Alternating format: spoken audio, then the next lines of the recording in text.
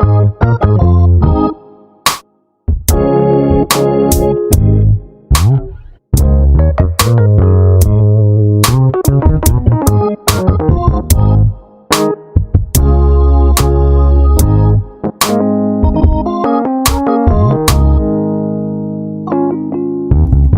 issues discussed by extraordinary mommies. Hello and welcome to What Would She Do? This is my very first Mommy Dearest show, and I'd like to introduce you to our mommies. Ladies, would you please introduce yourselves? Starting. Hi, my name is Ramona Big Eagle. Hi, my name is Diane Wright. Hi, my name is Angela Holman. Well, welcome. So, with everything that's going on in the world today, a lot of times you hear people say, oh, what happened to our youth, or they missed something. And I thought, what better way to answer some of the questions that people might have, just life questions, relationships questions, career otherwise. So I'm just going to throw some topics out there at you ladies, and you just have at it, okay? Okay. All right. How do you heal after being broken by a relationship, career, or just disappointments in life? My go-to answer with my children, or really anyone, is that first off, that whatever we're experiencing right now is temporal and subject to change. Yep. And when you know the Lord is your Savior, it's subject to change quickly. Oh, it will Okay. change quickly. I think healing, telling the kids, just keep busy. Do something that's gonna, Distract you. Right. from whatever you're, experiencing at the time. My belief is that you must teach your children to first love themselves, to know who they are, Yep. to take a look at themselves in the mirror. That pain is not going to always be there forever. It's okay to cry, just let it, release it cleanse your soul, and just know who you are and what you want. Someone else is going to come along. You're probably going to have some more tears to shed, but each time we get stronger. Women don't look into themselves to see where to find peace, You're not going to find it in these clothes or a man or whatever. You find peace within you. And peace, that's God talking to you then when he's in there. You listening to him. So, I don't know, women, I think they gotta Love themselves. more. Really have to know who they are and what they want, and know that things change from time to time. When we wake up in the morning. Time heals all wounds. Yes. It takes time. Our viewers are going to get some good information from, I heard, keep busy. I heard love yourself. Like, my mom taught me that. So people think I'm difficult. That's because I know who I am and whose I am. That's right. And, I'm okay with that. So wherever you at, husband, okay? Right. I love it. Interracial dating. We're all created in God's image, so it doesn't matter what your race is. If you can find that someone that makes you happy, if you can find that someone who is your soulmate, it doesn't matter. I've interracially dated since I was in college, mainly because of the things I'm interested in. I go skydiving, I go whitewater rafting, zip lining, kayaking, paddleboarding. So you end up dating the people you're around. Right. That do those things. Yep. I think I was in my 20s. Yeah, when I started interracial dating. Well, I've never dated interracial, but it's because of what I've learned as a child, and sometimes what we are taught keep us away because of the things that have happened in our past. If you're going to do that, in my opinion, you just have to make sure you know who they are, make sure you know the family. You really have to know what you're getting into. It don't matter what color a person is to me, because I just look at people as people. Okay. Just like how I look at animals. We're animals. Go talk about it. We are. And so, just like all of a sudden, they can use your liver, and they can use your this, and they can use that. But when it comes to dating, you worried about a little skin color. No, I don't think think it's it's just the skin color. I think it's what we were taught. The culture. The cultural. Yeah. There was no respect for Yeah. people of color, And they to still don't do me, that to a point. To date someone that is not my race and able to call me out my name, that would be a big problem. And But you know what? I call them out their name too. no, but right we don't back. go tit for tat. We're going tit for tat. Ain't going tit for tat. All right, ladies, prenuptial agreements. What? That was what I said the first time. Prenuptial agreement. I said, what? Prenuptial agreement. I say, yeah, with the ones that's got the money. People ain't got no money. They don't need no prenup. Well, but no, you do need a prenup because if somebody take half of 30,000, you broke. Well, if somebody take half of $1 million, you still good. Well, yeah. Well, that's what I say.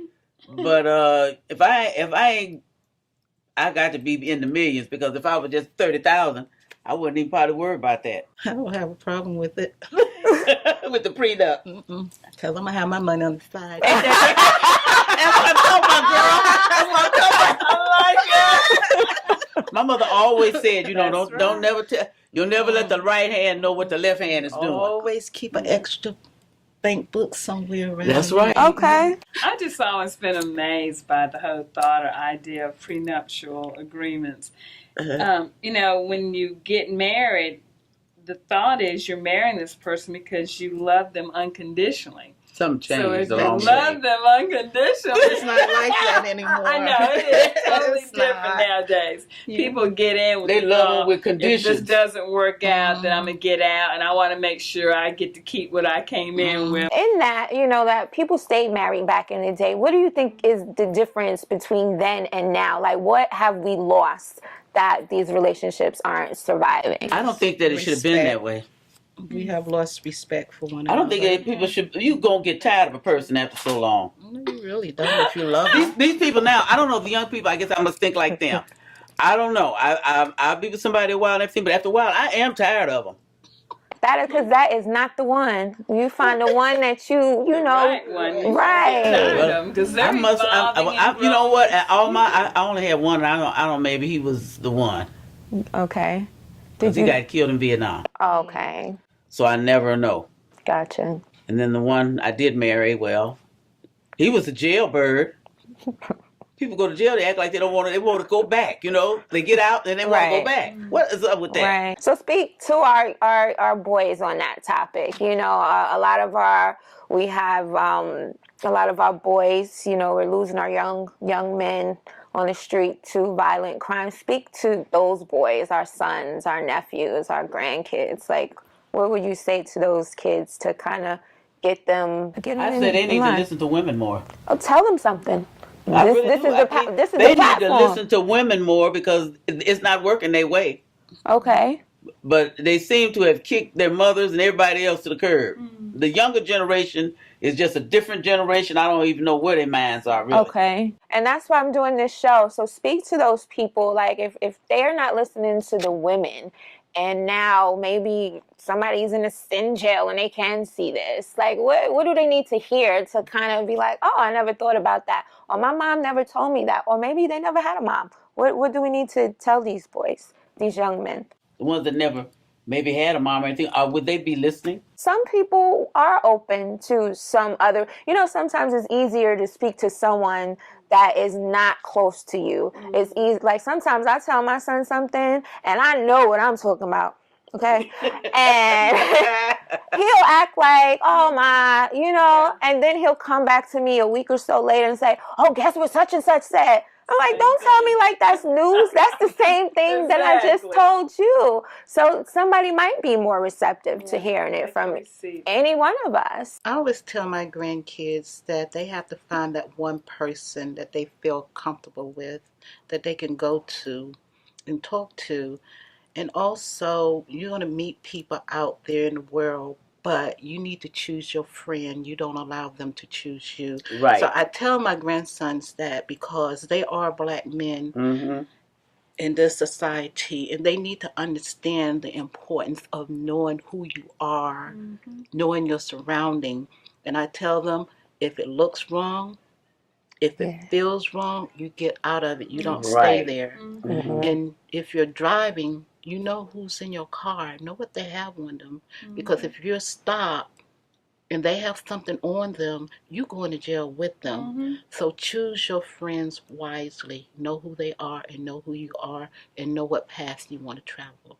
One of the things, in fact, you reminded me of something I was thinking before you said it.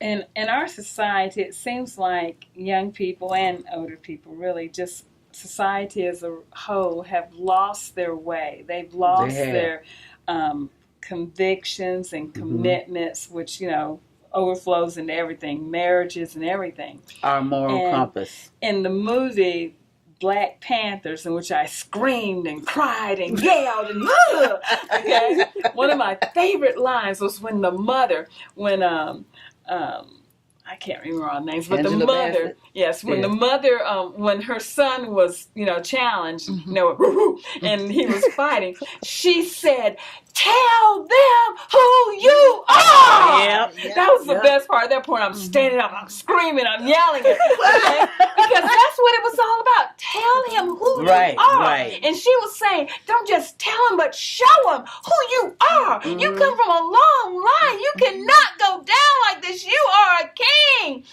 And that's what our young people need to hear, especially our young men, our men of color, need to hear that you are a king. You're precious. You're loved by the King of Kings, and you're precious in His sight. Don't throw your life away on whims for a moment. We live a life that's meant to glorify God, and He in turn gives us a life that just transcends our dreams if we'll follow Him. But it starts with grounding yourself in something that you can depend on that's eternal. And for me, that something is a relationship with Jesus Christ as Lord and Savior.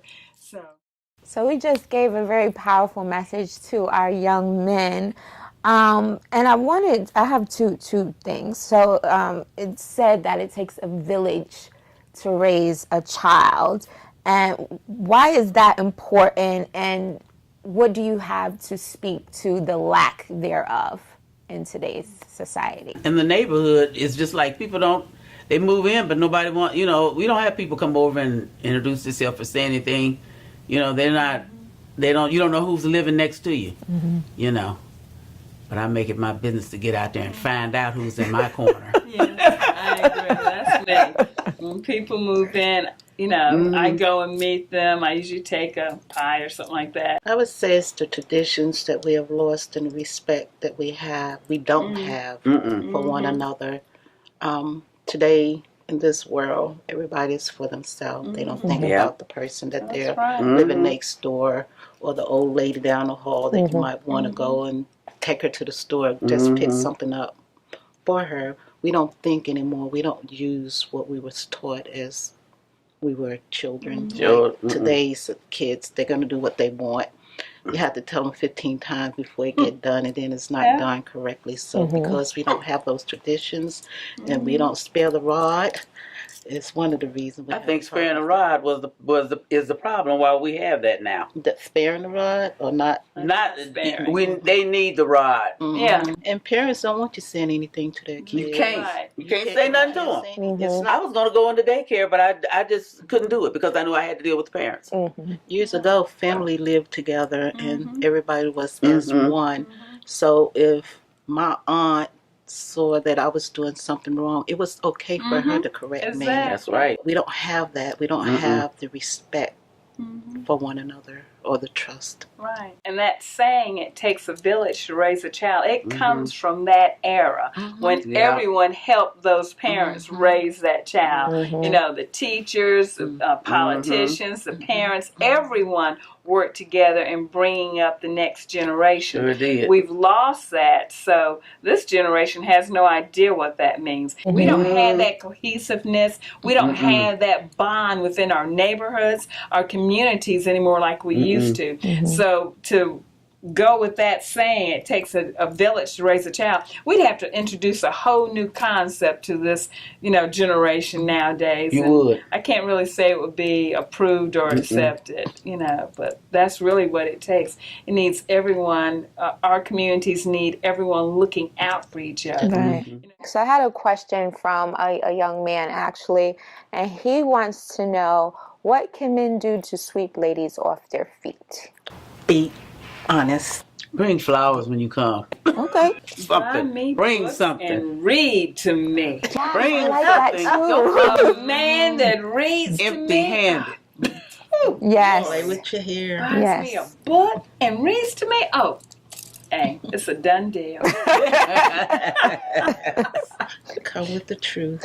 Yes, that's me too. What about our younger boys? Because my son often comes to me with, "Hey, Ma, how should I ask her out?" And then I say, "Well, what'd you say?" "Oh, gosh, don't say that." But, they don't know. So, like, what can we tell them, to give them, a little bit of insight on to the kind of things that make us think about them again, things that you don't forget, like, Open up the door. oh. Pull the chair out at the Manners, table. etiquette. They need. Mhm. I mean, I think it- a mom can actually show her son how he should treat a woman, because you know how you want to be treated. Well, it sounded like a joke when I said, buy me books and then read to me. But the thing of it is, that really sums it up for me, because for someone to know that that's what my trigger is to buy me books, they got to get to know me. We have to have Right. conversation. We just got to have just, friendly conversation.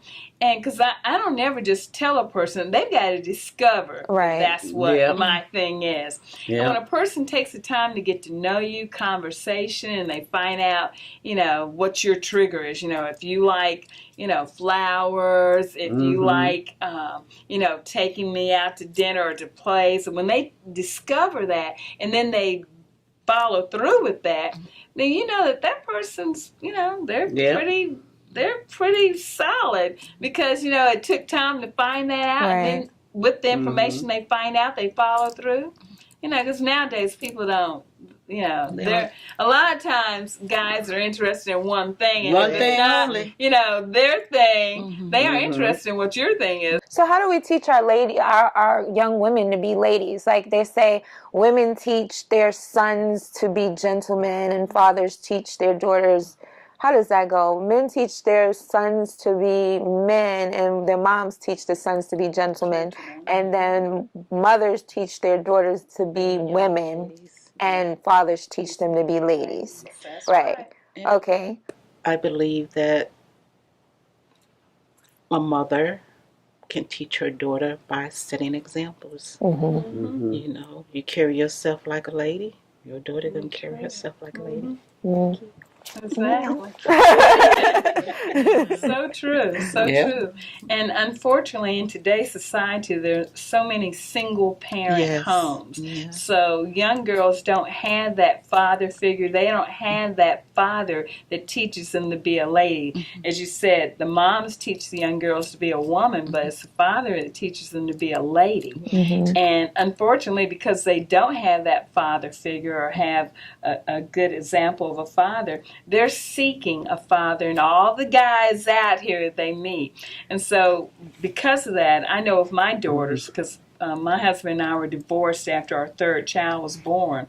I have 2 daughters and a son. To me, it was very important to teach my daughters that it's only natural, because you're growing up without a father, that you want that male figure. You want that man that tells you that you're beautiful, that you're valuable, that you're cherished, and to cherish you.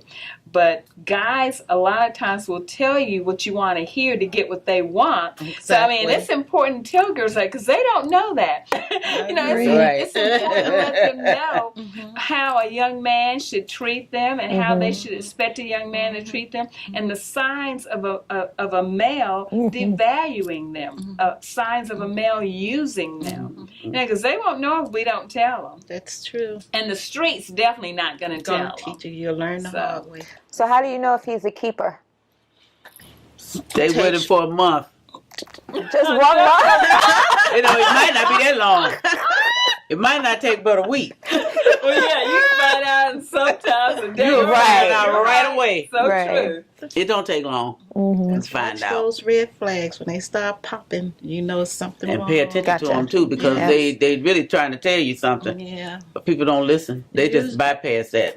I tell my grandson, I told him, I said, you know, wherever you start, whatever you got her, however you got her. That's right. How you start out is how you end up. Keep it You up. gotta That's keep right. it up. That's what I believe. I truly believe in that. That's so true. Don't let a man get comfortable with you. That's right. That's a good one. Never. Keep them guessing. That's Keep right. them wondering. And always leave something for the imagination. Yeah. You don't give it all in Exactly. one.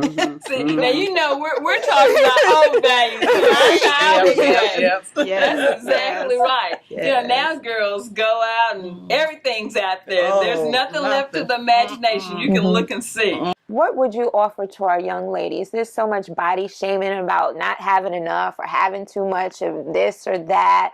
And women are actually losing their lives trying to fit society's standards or beauties, bleaching their skin, butt implants, breast implants. I mean, there's so much happening with our young girls. What would you like to offer to these ladies? Be yourself and be true to yourself. You know, the way you look, the way you're made, you are perfect. You are enough. Just like you are. You don't have to have anything else. You are beautiful like you are. You can accent it if you want, but you know, whatever you don't have, whatever you do have, that's enough. You don't need more. You just need to, you know, be true to yourself, beautify what you have and who you are, and just know that real beauty is on the inside. Right. If you feel and know beautiful beauty and beautifulness inside, it'll come on the outside. It'll show. That's right. That's right. And just as one of the preachers would say, you are a designer original, so That's there's right. no one like you. So true. And designers, original, One of a kind. one of a kind. That's right. And on a closing note, everybody, what advice would you give your younger self? Like, what do you know now that you didn't know then, that if you could tell it to your younger self, what would you tell your younger self? Run from him. You great. Run from here.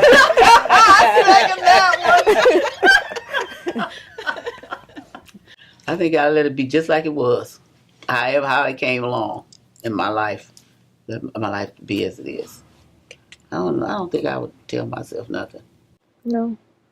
No advice, no, hey girl, no encouragement at any time in your younger life when you might have needed something that you know now that you didn't have then. So if I had to tell my younger self, I'd say, that's right, go for it. Listen to yourself and do those things. Right. To yourself. That's awesome.